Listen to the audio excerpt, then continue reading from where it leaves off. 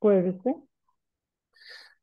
Добре, чуваме се, виждаме се. Днес сме в епизод номер 6 за предаването за менеджери и лидери, както в последния епизод го обявих, Лидеркаст. Помагаме с това предаване на собственици и менеджери на български бизнес да бъдат по-успешни и ефективни в своята работа, да по-лесно да наемат хора, да делегират задачи, да мотивират служители, да организират процеси, така че тяхната работа да бъде по-лесна и същевременно по-ефективна. Днес на гости ни е един прекрасен човек и експерт, Радослава Кроснева. Няколко думи за нея ще ви кажа, като встъпителни да имаме някакъв контекст. Цял живот е работила HR, това ми сподели. В момента работи като HR в банка ДСК, вече е пета година. Сподели ми, че около 5000 човека и 600 отговаря за тях под една или друга форма. Учи коучинг и две интересни неща, като хоби най-вероятно, актьорско мастерство и рисува. Така че, благодаря, че са така дойде на нашата среща и днес ще си говорим за изключително интересни неща, няколко основни, как да наемаме, как да развиваме, вдъхновяваме и задържаме хора за своя екип. И за да сме, аз защото обичам да са много практични, направо започваме с въпросите да свършим работа. Добре, говори се в момента, че е супер трудно да си намерим хора за своя бизнес. Защо според тебе в момента имаме такива затруднения? На какво се дължи това нещо?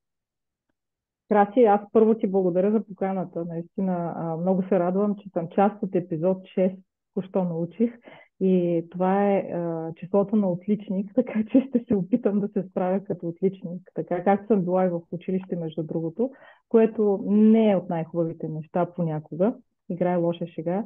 Но стартирайки с това да наемаме служители и трудностите, които срещаме днес, всъщност пазара на труда става все по-сложен и по-сложен и това се дължи на няколко фактора, според мен, разбира се, това Мгм. е през моя поглед.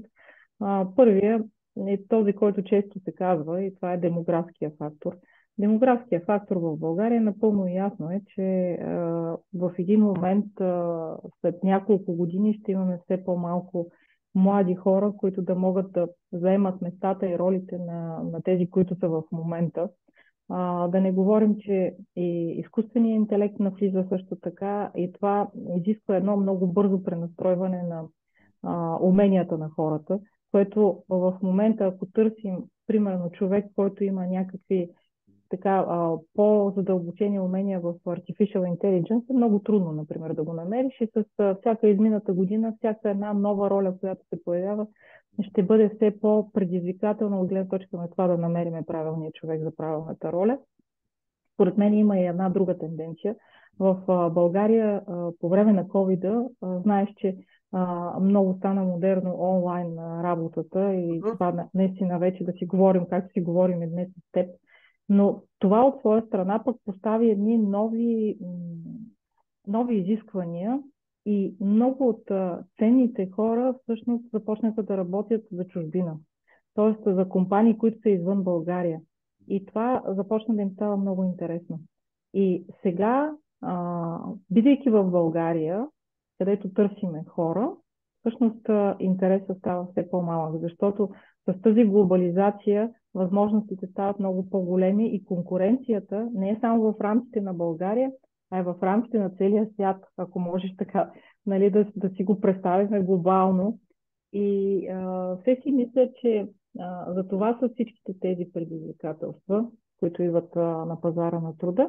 Няма да споменавам и това, че младите хора вече имат своите изисквания, много ясни изисквания. Очакват веднага менеджерска роля с много висока заплата, а това понякога в повечето случаи не е възможно. Тоест не можем да убедим и младите, че всъщност първо трябва да се научат, трябва да минат в роли, в които да видят как стоят нещата и след това да стават менеджери. И всичките тези неща, събрани на куп на едно място, правят пазара изключително труден, всъщност вече няма и конкуренция, между другото, на пазара. Тоест от липсата на хора вече няма и конкуренция. Добре, тук мога ли, тъй като буквално онзи ден си говорих с няколко фирми, едната от София, едната от Пловдив. Аз съм малко луд човек и тези хора ми говорят, че не могат да намерят един или двама човека. И тук си говорим за столицата, образно казано, милион и половина, в Пловдив може би пак са толкова, 120-130 хиляди. И аз се опитвам да разбера, ако от милион и половина не можем да намерим един-двама човека, в смисъл, къде бъркаме? Ами, според мен то е двустранно, да ти кажа. Първо, ние започваме да търсим космонавти, които ги няма на пазара, защото искаме един човек да прави работата на 10 човека и да има уменията на 10 такива, защото виждаш как се променя света и всъщност ние търсим все повече ефективност и все повече резултати. И малко забравяме, че за всяко едно нещо да бъде свършено, не трябва човек с определени умения. И в бързината си, и в стремежа си към много бърз резултат, ние всъщност като работодатели някак си слагаме прекалено много изисквания за този човек, когато търсим и наистина не можем да го намерим. Това е невъзможно. Това е от една страна. От друга страна, както ти казах, очакванията, особено за възнаграждение и за роли и за позиции, стават все по-големи и по-големи, точно защото пък пазара е труден и кандидатите за работа се възползват от тези ситуации. И не на последно място, сякаш нямаме в България подготвени хора за нови роли. Дигитализацията се случва изключително бързо и не само всички тези процеси, за които си говорим с изкуствения интелект, и всъщност компаниите търсят такива хора с дигитални умения. Обаче пък някъде сме изтървали във времето, така че тези кандидати, които ги има на пазара на труда, не са все още подготвени. И тук вече идва въпроса дали сме готови да вземем един кандидат, който няма умение и който да го развиваме, или търсиме онзи, с който вече сме си поставили онези високи изисквания. И става пак предизвикателно. Да, кое е по-правилното? То едва ли има правилно и грешно. Да си намерим човек с потенциал, който виждаме, че отговаря на нашата ценностна система като компания, или готов специалист, който виждаме, че свърши в момента работата. Има ли правилен отговор? Много интересен въпрос. Правилен отговор според мен няма. Според мен е комбинация от двете. Нали, това е най-идеалният вариант, който не се случва много често. Идеалният вариант е да имаме човека с тези базисни умения и да имаме човек, който всъщност има определения начин на мислене и притежава ценностната система, каквато е на компанията, корпоративната култура. Тоест той се синхронизира с тези ценности. Само, че в един момент това се оказва, нали, също много предизвикателно да намериш човек с такава комбинация. Ако питаш мен, аз бих избрала по-скоро човека, който притежава съответната ценностна система, която се синхронизира с корпоративната култура, защото много е лесно такива хора да се учат и да се надгражда с тях и да вървим напред заедно с тях. Те са по-устойчиви във времето. Но както и ти спомена и го загадна във въпроса си, всъщност ако търсим един бърз резултат и някаква ефективност, краткосрочна ефективност, тогава по-добре да намерим този човек с уменията и експерта, който ще свърши работата. Само, че ако този човек е отровен, какво правим? И тук излиза въпроса, според мен токсичните хора много бързо заразяват една корпоративна среда, за разлика от положително мислещите хора. Според мен един токсичен човек е равен на около 10 позитивни, които могат по някакъв начин да подкрепят тази нормална работна среда. Как да разпознаем този токсичен човек? Ако, примерно, са някой ни гледа и му предстои интервю, наемане, няколко черти на този човек, така че да каже далеч от този кандидат. Той има много, между другото, сигнали по време на интервю. Първите са невербалните. Начина по който гледа, начина по който се държи. Примерно, ако не е усмихнат, ако всичко в изреченията му е не, няма, не става, или пък аз съм лузър, или имам прекалено много провали, ама нищо не съм научил от тези провали. Това от една страна. А, от друга страна и въпросите, които задава, и отговорите, които дава. Ако въпросът е фокусиран върху това, вие на мен какво ще ми дадете. Нали, някакси а, този егоцентризъм би могъл да бъде токсичен в бъдеще. От друга страна, тестове. Тестове за персоналност. Ние много често използваме този инструмент. В тези тестове много ясно проличава какви са ценностите на кандидата и всъщност към какво се стреми, кое е движещата сила за него. Аз, между другото, имам един много любим въпрос, който наистина ми дава така яснота по отношение на това какъв е човекът, и то е какво за вас е успехът. И не можеш да си представиш какви отговори се дават на този въпрос. Можеш ли да споделиш няколко? Ами те са много различни. За някои успеха е да намерят баланса между семейството и работата. За други да бъдат усмихнати и да усмихват другите хора. За трети успеха са парите. За четвърти успехът е нещо, как да кажа, много, много базисно. Това да нахрани семейството си, да може да гледа телевизия вечерта и да ходи на работа. Така че именно от тези отговори става ясно и към какво се стреми дадения кандидат.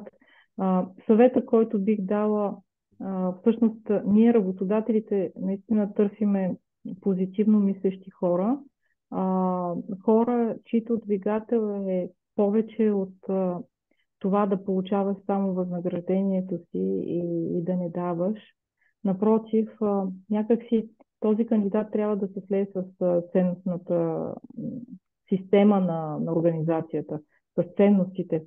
И ако има ценности, които са свързани с отговорността, ценности, които са свързани с, примерно, екипна работа, или пък ценности, свързани с почтенност, интегритет, това, което много модерно стана напоследък, то тогава е много важно този кандидат първо да се припознае в тях и работодателя, когато интервюира, да припознае ценностите в кандидата обратно. Прекрасно. Между другото, аз буквално също подкрепям, че до момента хората, с които съм работил, ако търсиме човек на база ценности, нещата стават в пъти по-лесно. Защото в Да, момента нещата, а, дадената дейност, която той трябва да свърши, буквално може да я научи между 3 и 6 месеца. точно Дори, така, да. дори и нещо супер сложно да е.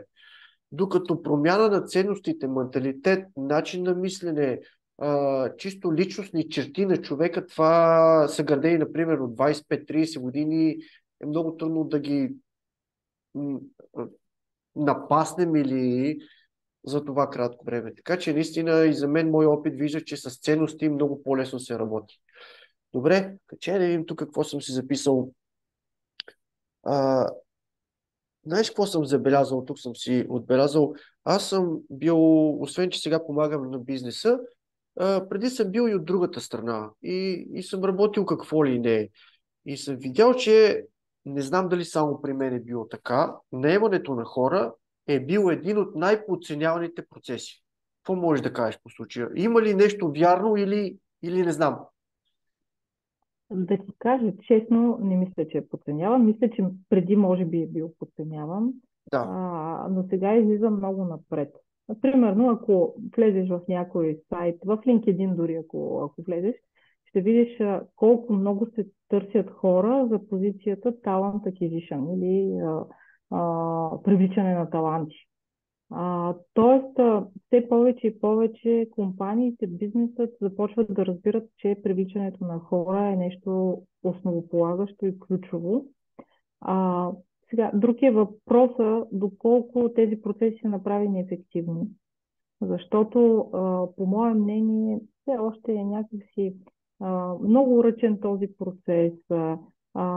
Все още не е толкова добре дигитализиран в повечето компании, говоря, освен в тези, които са световно известни и наистина имат инструменти за привличане на хора.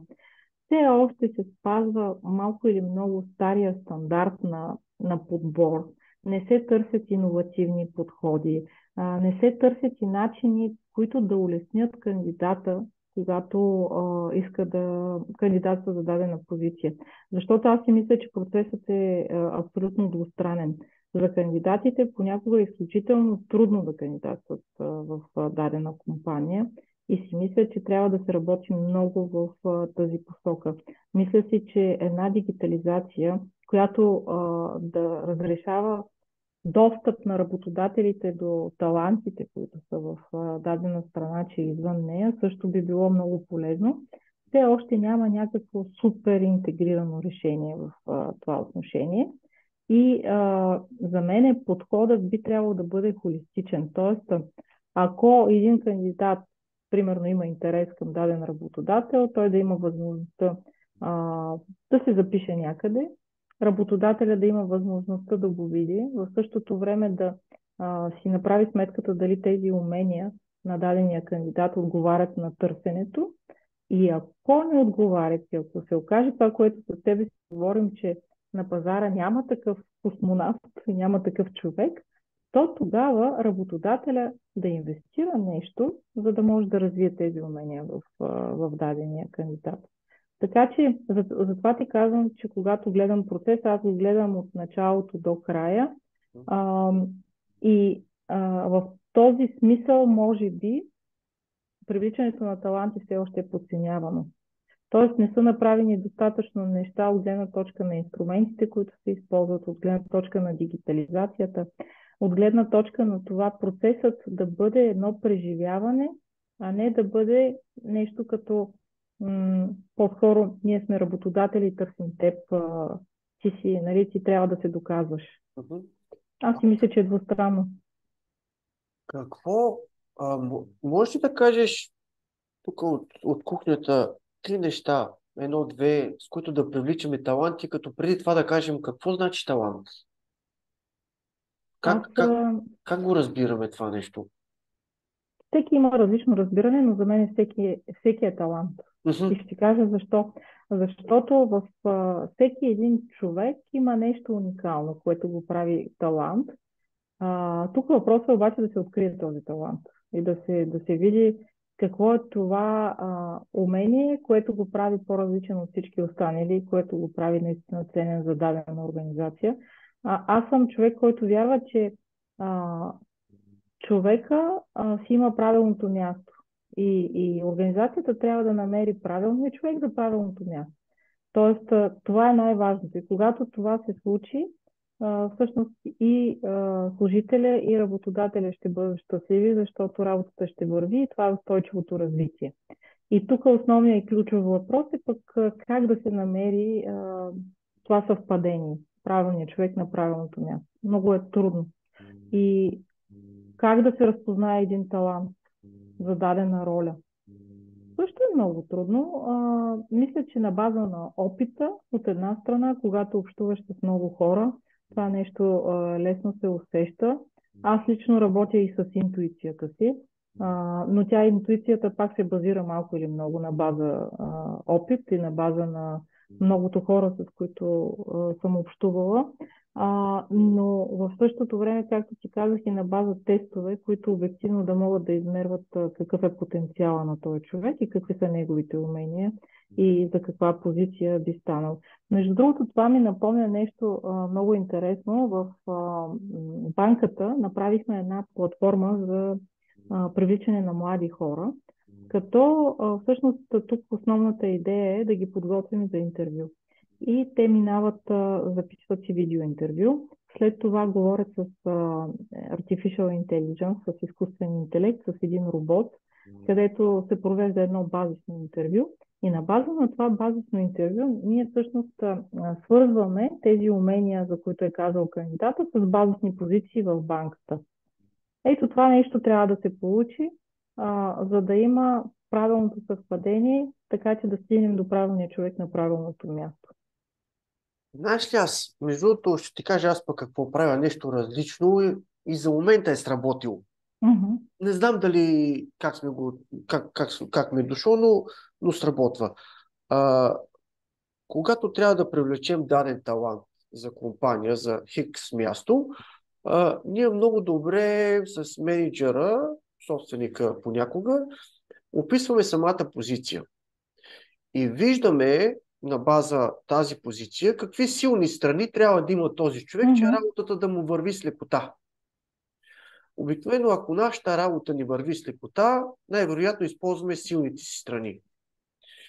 И правим така предложението към човека, дали е под формата на видео, описание на самата обява на позиция, така че човека да препознае силните си страни в самата дейност. И по този начин ние не трябва да... човека просто четейки нашето Мгм. предложение, той си казва, аха, това е готино, това е за мен. Например, ако работил съм с една от куриерските фирми, там казусът беше следния. Нас се трябва човек, който да е вън, да пътува, да доставя. И това беше едно от нещата, които се замислиме. Този човек, значи, обича движение. Мгм. Най-вероятно обича свобода. Оттам обича да се среща постоянно с нови и нови хора. Също така за него е важно да си свърши нещо през деня. Друго какво може би е важно, да е самостоятелен. И като направихме един такъв анализ на тази позиция, поне чисто си ги измисляме нещата, се оказа, че много лесно можем да намерим такъв човек, просто като анализираме конкретната позиция и какви личностни качества, ценности трябва да има човека, така че той просто да пасне в нея. И нещата станаха много бързо. Поне и за други Да, бизнеси по този да. начин. Да, това е супер, между другото. Аз пък също би го разгледала и от другата страна. А, много често пренебрегваме хора, кандидати, които знаем, които не кандидатстват за определена позиция. И някак си изпускаме правилния човек. Мгм. Какво искам да кажа? А, така или иначе, по време на интервюто се срещаме с различни хора, само че, примерно, както казваш и ти, нямат тези силни страни или пък нямат тези умения за позицията. Но ние не се замисляме къде биха могли да бъдат полезни в организацията. И ги изпускаме, и ги оставяме на страни, и минават 6 месеца и те се забравят. Може би това пък също е един добър подход, някакси да мислим по-глобално и по-мащабно, от гледна точка на къде този човек би могъл да бъде полезен в организацията. Но това пък изисква малко повече умения и малко повече стратегическо мислене. Да, в смисъл човек, който прави интервюто, трябва да има и цялостен поглед върху организацията, Точно така. за да може Точно да така. каже, да, той за тук не е окей, но пък прекрасно би се вписал в тази позиция. Точно така. И тук е въпросът вече какви специалисти имаме и как ги обучаваме и как ги развиваме, така че да имат малко по-глобално мислене, а не само в тяхното полезрение. А колко Защото, струва, колко да, струва едно грешно наемане на един човек? да ти кажа, наскоро бях попаднала на един така бенчмарк като информация, но аз ако си го изчисля така чисто базисно, ако говорим за някоя по-масова позиция, тук бих казала 5000 евро със сигурност. За грешен Ако подбор. за грешен подбор. Това си правих така изчисления в главата и пак говоря за базисна позиция. Ако обаче вземе една по-висока позиция или вземе, да кажем, в момента IT е много модерно, IT позиция, могат да стигнат и 10 000 евро. Това е... И това е страшно. Това е страшно. И тогава идва въпросът защо губим хората си или какво не правим добре, за да ги изгубим, защото организацията губи страшно много пари от това нещо. Освен пари, аз съм много привърженик на времето, което влагаме в този човек. А, Точно така. Ужасно съм привържен, защото аз съм и обучавал хора, които са идвали в бизнесите, в които съм работил. Случва ми се не много, но идва нов човек и аз освен, че трябва да гледам клиенти, хората, всичко да върви окей, аз си влагам и енергия в този човек Да, да, обаче това никой не го вижда отстрани често, а това също струва много. Буквално може да се каже, че и пропуснати ползи. точно така, да. пари, време, енергия, всичко това като се вземе на куп, всъщност някак си ни кара да се замислим защо така лесно си губим хората. Да, и след примерно третия човек, дори който ако е минал и не е останал, някакси екипа му става много тежко на целия екип. Ще кажа, пак ли нов човек, пак ли трябва да обучаваме, какво се случва, бе, хора? Да, така е. И цялата организация е разклатена. И Да, каквото и лично. буквално цялата Да, организация не е окей. точно така. Добре, така. Трябва ли бизнеса да се стреми да развива хората си? Ти отдеве спомена леко, че е окей, че е За добре мен даже. на всяка цена. На всяка цена то трябва, но въпросът е какво се случва в действителност. Аз пак се връщам към времето, в което в момента живеем. То е време на много трансформации, на постоянни промени и време, в което някакси прекалено много се изцеждаме, за да можем да постигнем определени резултати и ефективност. И това изцеждане от своя страна води до намаляване на енергията на цялата организация и до това да някакси да не е в фокуса развитието на хората. Според мен напоследък, в последните години, резултатите убиха хората. И в стремежа си да имаме повече резултати и ефективност, хората сякаш не носят резултатите. Това е моето лично впечатление. Но да, определено организациите трябва да развиват хората си и в тази връзка, според мен, все по-сериозна ще става тенденцията, при която да трябва да развиваме хората си вътре. Не да подбираме отвън, а имайки млади хора, които започват примерно от стажанти или пък от някаква съвсем базисна позиция, организациите ще трябва да изградят механизми, чрез които да могат да обучават и да добавят нови умения в тези хора. Защото ако днес този човек е на една роля, след 5 години тази роля няма да съществува, а той трябва да е подготвен за новата роля, така че да не го загубим, да не плащаме тези 5000, 10 000 евро, а по-скоро този човек да бъде пренасочен в някаква друга позиция или друга роля. И затова смятам, че вътрешните обучения ще имат все по-голямо значение за това да може организацията да се адаптира много бързо към случващите се промени. А те се случват ежесекундно вече. Не знам след 5 години как ще се случват, но аз мога да гарантирам, че след 5 години поне 50% от тези позиции няма да съществуват, които съществуват днес. Мога ли тук ще те подхлъзна малко?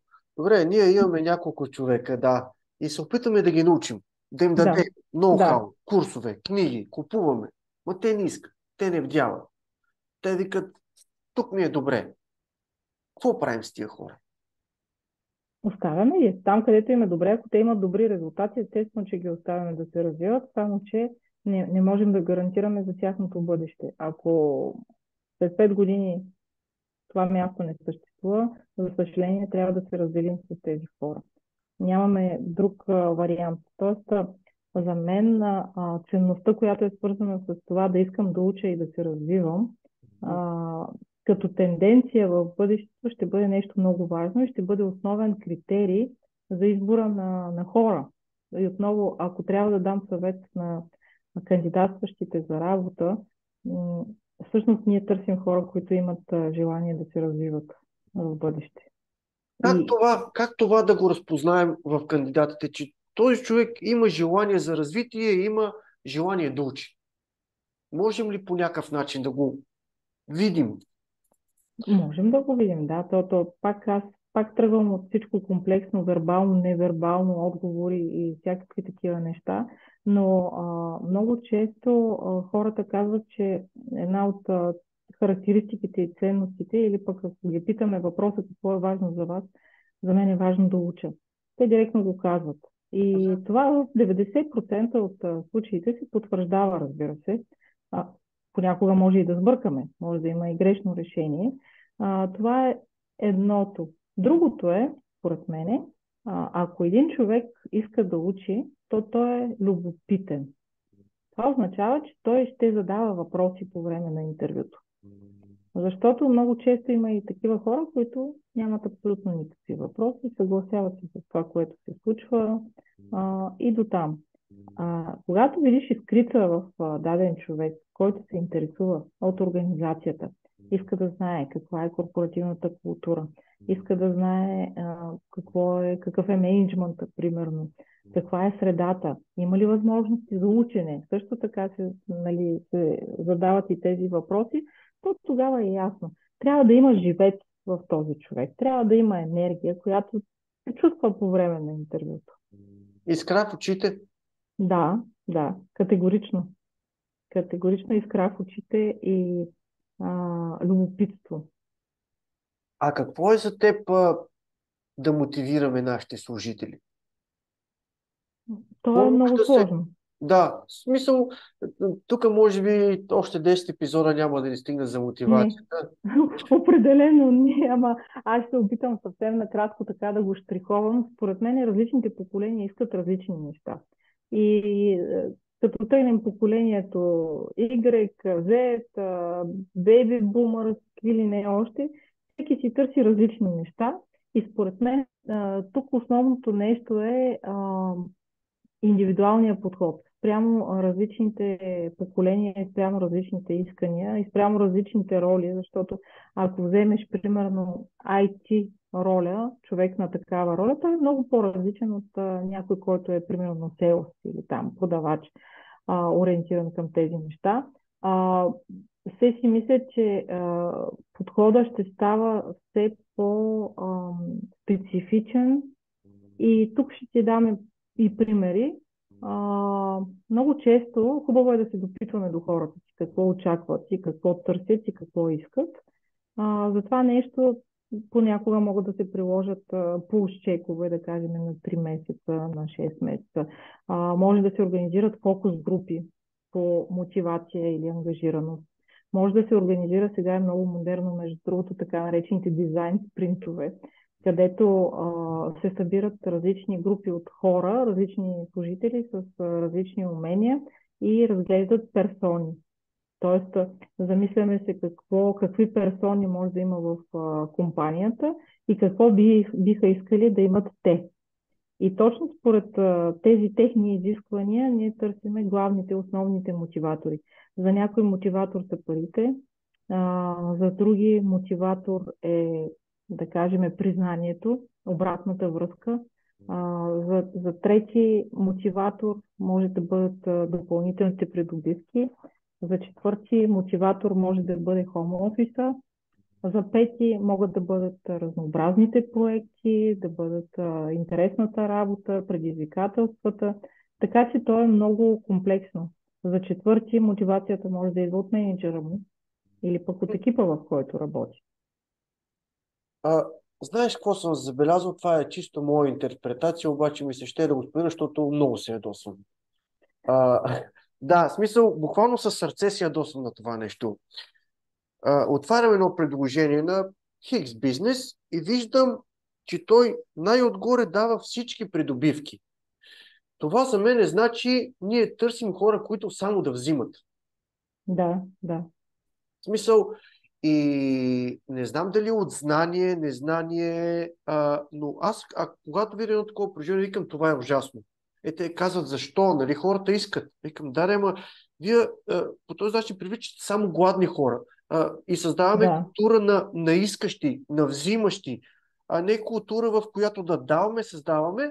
И имаше една хубава метафора, че не сме тук нашата идея е да създаваме баницата по-голяма, да има за всички, а не всеки да си реже от нея, от малката.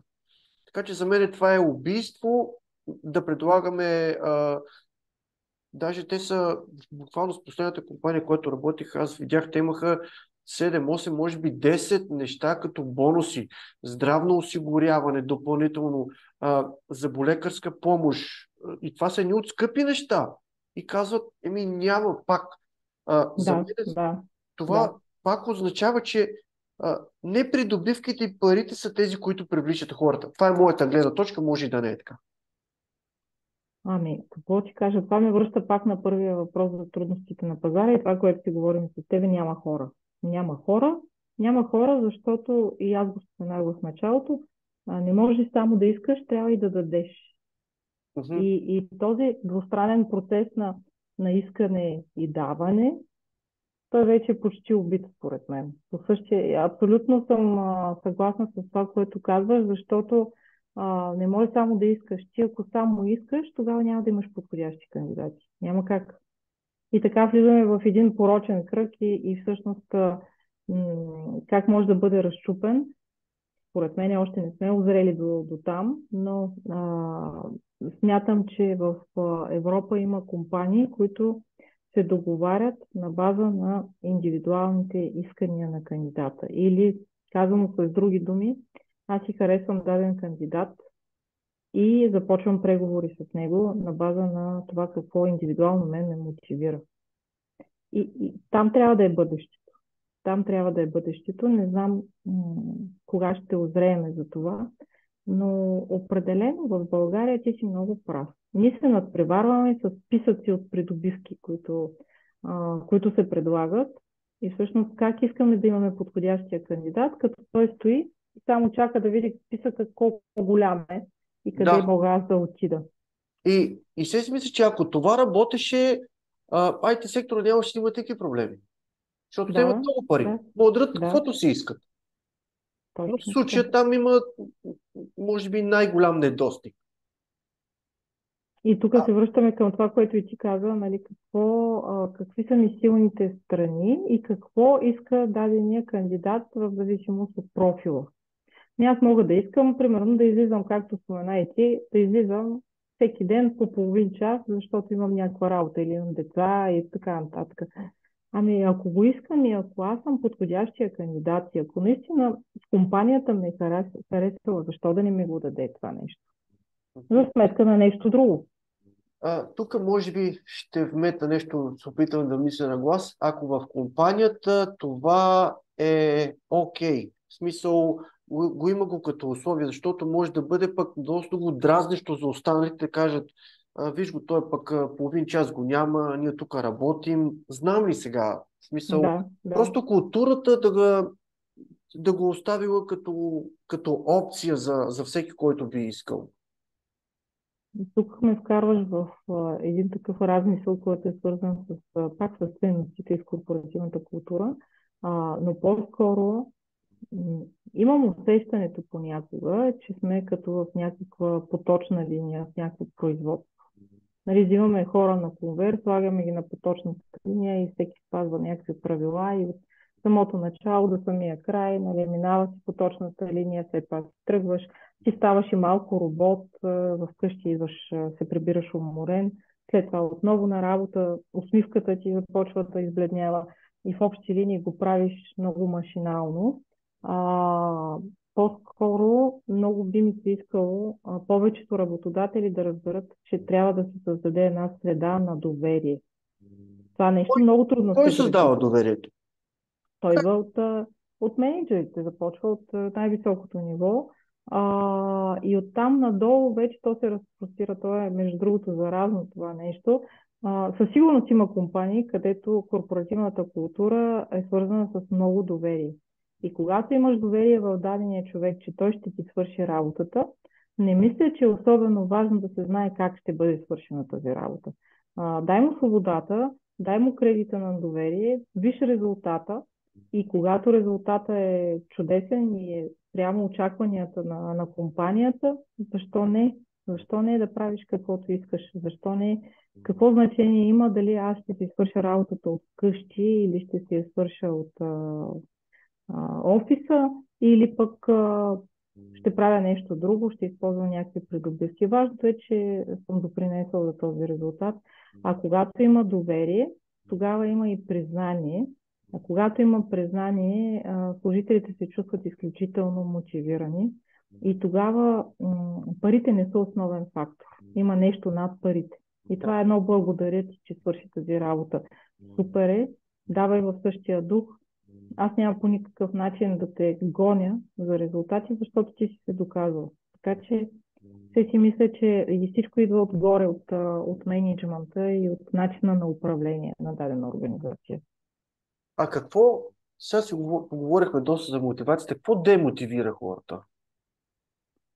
И пак липсата на доверие от една страна, нали, то, защото е обратното, но за да не бъда тривиална и да имам такъв отговор, липса на доверие, аз по-скоро бих казала, човек избира работата си заради екипа, заради менеджера, който го управлява, разбира се, заради базисните неща по пирамидата на Маслоу, но като махнем тези базисни неща, какво има значение? Има значение менеджера, който те управлява и екипа, в който ти работиш. Средата, в която всъщност оперираш. И ако нямаш необходимата среда, ако тази среда е токсична, ако менеджерът ти няма доверие и екипът също е токсичен, тогава всъщност какво правиш? Напускаш. Ами той може да е токсичен за мене, обаче в онзи си техен кръг да им е прекрасно пък, знам ли? Може да, и тогава явно тази компания не е точно за теб. Да, да. Но интересното е, че в един такъв момент парите може би нямат толкова голямо значение. Тоест човека е готов да направи компромис, малък сигурно, с възнаграждението, но за сметка на това как аз се чувствам, защото ако си дадем сметка, ние прикарваме на работа 90% от времето. Спомням си един колега в бивша работа, казваше, ами вика, като дам на Google да му прати и той му праща на работа. Той аз прекарам тук повече време, отколкото вкъщи, като му кажа, Да, доведи ме да. вкъщи, той ме праща на работа. Точно така. Точно така. И вика, и аз вече се чуда къде всъщност съм. А, че да видим тук какво още съм си записал. Какво да направим, ако някой такъв ценен, добър специалист реши да напусне? Каже, бе, искам да напусна. И защото, както си говорихме, хората, ценните трудно се намират. А, какви са първите стъпки, които може да направим, за да се опитаме поне да задържим този човек? Първо, за да е решил да напусне, значи ние сме направили доста грешки по пътя. И за мен е много важно обратната връзка. Тоест, това, което аз правя, срещам се с съответния човек и търся обратна връзка. Искам да знам какво се е случило, искам да знам каква е основната причина, защото със сигурност това не е нещо, в повечето случаи не е нещо много емоционално, е нещо, което е било във времето и се е случвало регулярно, така че да накара човека вече да се обезкуражи, че нещата могат да се оправят и да си тръгне. Това е първото нещо. Второто нещо, според мен е, може би, една смяна на ролята или смяна на екипа, смяна на менеджера, защото понякога и менеджера, да кажем, е една от причините това да се случи, също би повлияло добре. Много от моите колеги подхождат с увеличение на възнаграждението. Веднага, когато вече човека е решил да напусне. Ама всъщност въпросът е защо преди това не е било увеличено възнаграждението на този човек, защото той не е бил признат за успехите, които е постигнал. И тук трябва да се разбере причината. Но за мен едно чисто увеличение на възнаграждението е много краткосрочно решение. Мгм. Трябва да се търсят по-дългосрочни. И те са свързани с това, какви са причините за това да иска човека да напусне и как ние можем да ги излекуваме тези причини в кавички, по начин по който човека да се чувства добре в компанията. Има ситуации, в които процесът е невъзвратим, защото хората са различни. Всъщност има такива, които си казват в началото, че не са щастливи и не са доволни, но има и такива, които таят с години и в крайна сметка идва момента, в който ние не можем нищо да направим, за да го върнем този човек обратно. И понякога и няма смисъл, ако трябва да бъда честна. Няма смисъл, защото това би нагнетило още по-така лошо усещане в служителя, независимо дали е ценен. Знаеш какво ми хрумна да те пита сега, като ти го спомена? От няколко мои приятели, включително и АТИ сектора и други познати, така сме дискутирали една интересна тема. По-лесно е да отрида на ново работно място, да получа с 20% по-висока заплата от старта, отколкото да ми увеличат моята заплата. Да, за съжаление така се случва. И за съжаление, както ти споменах, някъде забързани в резултатите, постигането на краткосрочни резултати, забравяме да поздравяваме хората за постигнатите успехи и забравяме да даваме обратната връзка на хората, че те се справят чудесно. И това да даваме пари някакси в един момент ни се струва по-добре да ги спестим в бюджета или пък да ги използваме за нещо друго, отколкото да инвестираме в хората. И тук изгубваме момент. И както казваш ти, наистина то е много срамно да отидеш при менеджера си и да кажеш, ама увеличи ми заплата. Някакси, пък при липсата на обратна връзка е още по-абсурдно, защото служителя не знае как се справя. Не знае дали е добре или зле. В неговата глава не ми увеличиха заплатата, значи аз не се справям добре. И всъщност, може би някой друг ще ме оцени, отивам навън и там наистина е по-лесно. Добре, тук сега малко, като каза, да, ние като менеджери трябва да имаме ясни, конкретни критерии към човека, за да знае той самият справя ли се с работата си или не. Ако ние му поставим критерии и очаквания, той знае всъщност дали се движи в посоката на възходяща посока. Ако ние нямаме никакви очаквания и какво трябва да постигне, той всъщност не знае къде се намира. Точно така. И ето пак опираме до менеджерите и до лидерство. Ето за това предаване така ми се иска да бъде буквално за този тип хора. Казвам го защо? Защото те движат кораба. Точно така. Те управляват нещата. И е много по-лесно менеджер, подобрявайки себе си, своя майндсет, своя начин на работа и цялата организация някак си става по-голяма, по-висока и тръгва по-нагоре.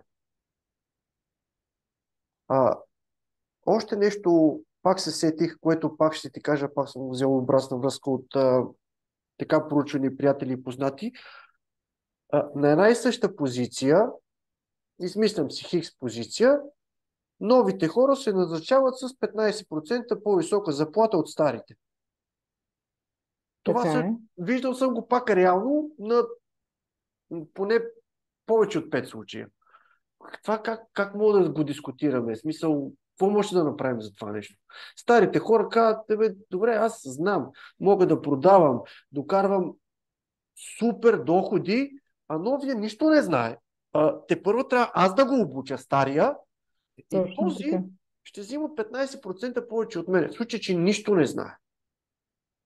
Точно Какво така. правим? Къде е Какво справедливост? правим? Гледаме си вътрешно хората, които са ни най-ценни на същата тази позиция, вариант 1, и преразглеждаме възнагражденията им, така че да могат по някакъв начин да се изравнят с новите. Вариант 2, може да искаме да загубим тези хора и затова не увеличаваме заплатата им, което също е твърде възможно и това е поради някакви причини, независимо, че хората са били с години в компанията, всъщност по някакъв начин те не се адаптират към новите условия и това е, как да кажа, така един намек те Да. да се сетят и да напуснат.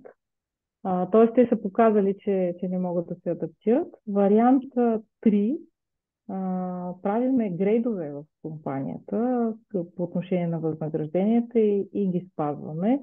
И казваме всъщност за тази позиция плащане от до и имаме много ясни правила по отношение на възнаграждението. Но това е изключително трудно да се постигне, защото в повечето ситуации или липсва бюджет, или пък има нещо друго, което ни дава възможността да бъдем напълно прозрачни. Но не знам дали си забелязал тенденцията в Щатите, в Европа вече също започна да се появява. Когато търсиме кандидат за дадена позиция, когато търсят такъв кандидат, всъщност обявяват и заплата. Това ми беше следващия въпрос. Така и така. Добре. Ама ти Трябва ли, знаеш ли, това ще дойде в България, само да ти кажа, трябва ли 27 година. Така задължително? че задължително има една европейска регулация, която ще влезе в сила за всички страни от Европейския съюз, където първо не трябва да се допуска дискриминация по отношение на на служителите на една и съща роля по отношение на възнаграждението им. И второ, ще трябва да бъдат обявявани възнагражденията за всяка една позиция. А да не говорим, че ако има примерно повече от 5% разлика в възнаграждението за едно и също нещо, което правят служителите, то това нещо ще бъде санкционирано. Така че то ще дойде с пълна сила. Въпросът е доколко България е готова за това нещо. Имаме няколко години да изравниме тези несъответствия и оттам нататък вече ще бъдем следени от европейските регулаторни органи и ще бъдем санкционирани. Добре, аз пак се опитвам да мисля, защото идеята ми е да помогнем на бизнеса.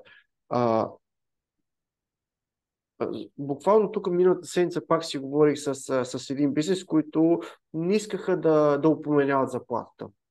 И аз казвам, виж сега, ситуацията е следната. Ако аз работя в един телеком, Хикс, примерно, не знам, тук е интернет, смисъл си, Виваком. Аз най-вероятно познавам какво има в МТЛ, знам заплатите в Теленор, знам заплатите в Глобал. На 100% плюс-минус 5%. Защо? В смисъл, това е буквално публична тайна. Всеки един човек работи в един сектор, той знае колко взимат неговите колеги в другите фирми. И дори при това споделяне казват, не, по-добре да няма. Не знам. Защото, как да кажа, начинът на мислене на компаниите е, ако могат да спестят ни пари, защо да не ги спестят? Кандидата има някакви изисквания, казва някаква заплата, заплатата е по-ниска от нивото, което плаща, супер, идваш. Даже понякога, между другото, това се превръща и в критерии да вземеш някой кандидат. Което никак не е хубаво, между другото, защото срещу едно такова заплащане какво може да очаква работодателя. Аз винаги, сега се опитвам пак да помисля, имам два майстора срещу мене, ще си правя баня вкъщи, един ми казва, квадрата взимам почки 10 лева, другия казва 30 лева. И аз взимам това за 10 лева. И да, често ти кажа моята гледна точка, когато съм дал нещо за по-ефтино, после ми излиза през носа. Точно така, ама представи си, че пак се връщам към бързите резултати и ефективност. Сега точно ми трябва. Нека да свърши работа и аз после няма да мисля. Ама не си давам сметка за какво ще загубя, когато той напусне, защото тук пак връщам към 5000 евро, които ще бъдат загубени. И някак си липсват метрики в това отношение, които да ти покажат, че ти всъщност много губиш от това в дългосрочен план. Краткосрочен, както казваш, да, ще имаш банята с почките. Само че колко години. Трябва да викам друг, да лепи, има то на криво. Точно така. Точно така. Окей. Този човек не е използвал качествени материали, тъй като аз нищо не разбирам. И аз после трябва да преправям цялата бея, което ми излиза като двойна цена. Точно. И това е майндсет, това е начин на мислене, това е корпоративна култура. Може би ще бъде осъзнато, всъщност няма да бъде осъзнато, ще бъде наложено регулаторно и така нещата ще се наместят. Много неща засегнахме, вече отиваме около един час, не знам. Мен ми е супер интересно, сигурно надявам се да съм те питал така основни неща. Тук съм се записал, можеш ли да ни споделиш така литература, която да ни помогне да станем по-добри менеджери, ръководители, като книга, която си чела и смяташ, че би улеснил нашата работа с хората? Ами, какво да ти кажа, аз в принцип не ги обичам тези книги много, но ще кажа някои заглавия. Ти как учиш? Как учиш ти, примерно?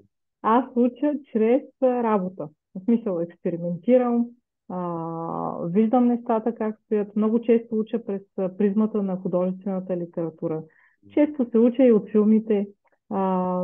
Сега, например, гледам Игра на тронове. Много ми е актуално и всъщност там има много неща за това как да бъдеш менеджер, как да бъдеш лидер и всъщност кои лидери оцеляват, кои не оцеляват.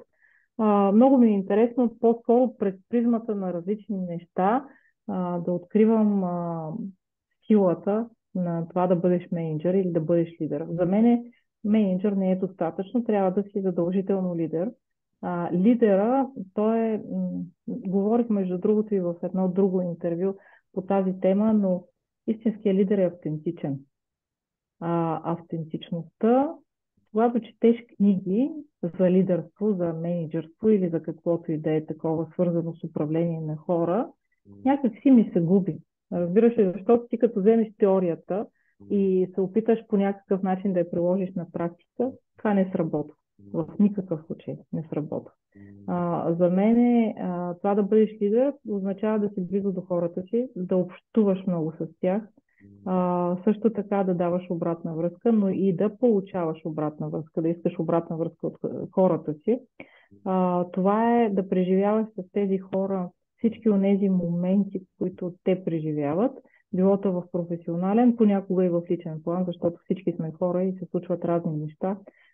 Лидера е до екипа си във всякакви моменти и също така лидера трябва да изисква, но да изисква по такъв начин, че да мотивира хората си, т.е. чрез делегиране и чрез доверие. Най-общо казвам, това е моето разбиране.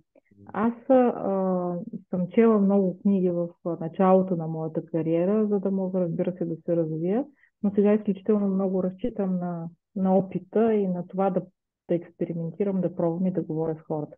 Сега някои книги, така изкушавам се да кажа Владо Борачев, защото той беше и човека, който ме покани за този подкаст. Наистина не мога да пренебрегна тази книга, която е Алманаха на лидерството, Пътешествие за лидери. Бих я препоръчала на всеки един прохождащ менеджер и на всеки един менеджер, който... Само една секундичка, дай сега ще я покажа тя тук до мене. Да.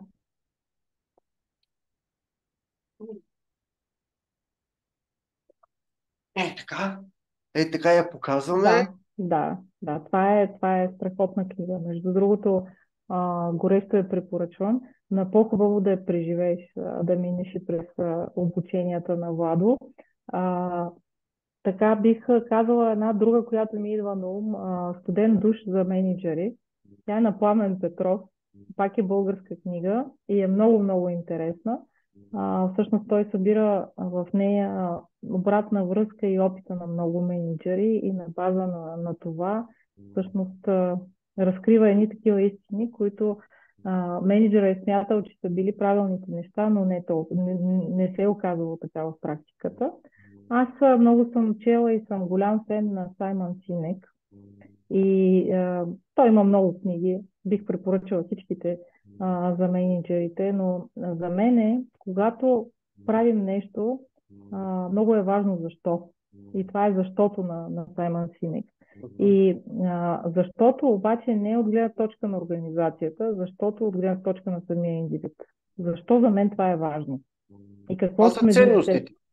Точно така, да. Да, всъщност стигаш на ниво ценности и когато си на защо, ето тук преплитам и коучинга, защото страшно много ми е интересно, когато се стигне до въпроса защо, до ценностите, до визията, мисията, стратегията, за това кой съм аз, и мисля, че ние тогава успяваме да постигнем целите си като лидери, като менеджери.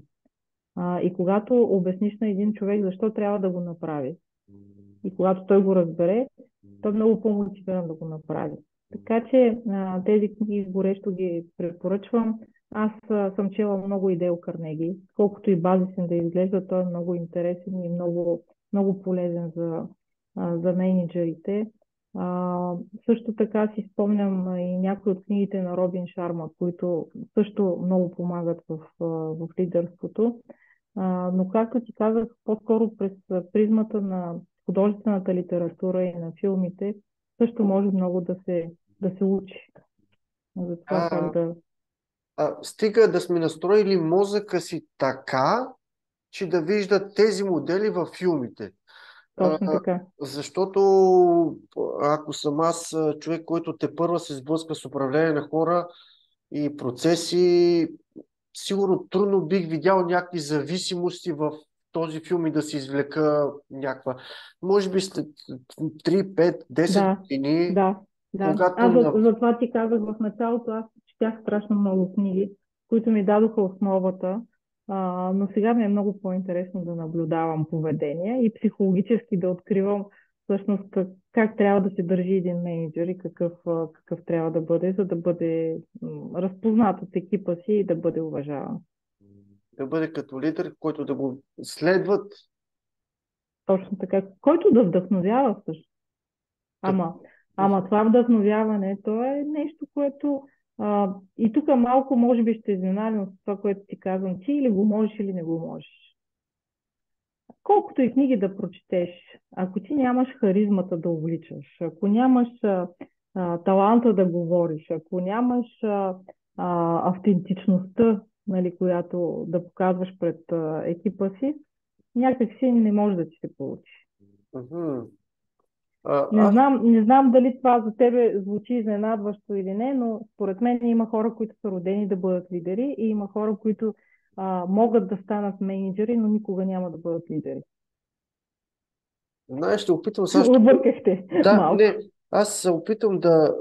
Аз съм такъв много практичен човек и опитам се да извлека от всякъде модели, стъпка едно, две, три. И си мисля сега едно нещо, поне за мене, енергията на човека е изключително важна, той дали ще бъде лидер. Така е. Сега не съм видял човек с малка енергия да бъде лидер. Точно така. Така. То дори цялата тая енергия, начинът ти по който стоиш пред хората, начинът по който говориш с хората, начинът по който увличаш, или се раждаш с него или не, няма как да стане.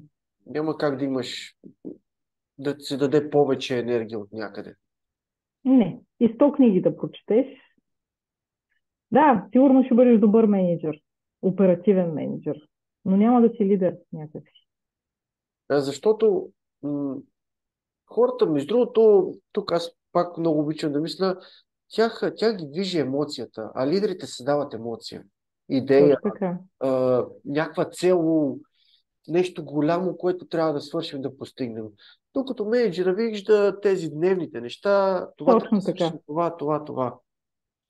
Точно така. Лидерите създават приключението, изживяването. Да. Много ми хареса нашия разговор и завършихме с лидерство, с менеджмент. Сигурно другия път даже си запазвам пак идеята да те поканя да си заговорим повече за менеджери и за лидери. Също мисля, че ще бъде Благодаря много ти. интересно. Добре, ами надявам се хора епизодът да е бил изключително полезен. За мен беше много. Сигурно ще си го изгледам още един, два, три пъти, защото водейки този разговор, аз не мога да влеза в дълбочина на всички неща.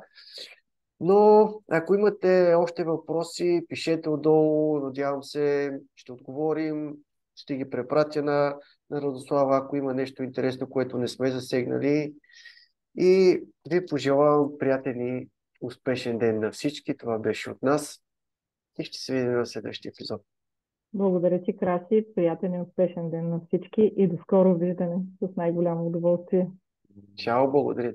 Чао, чао!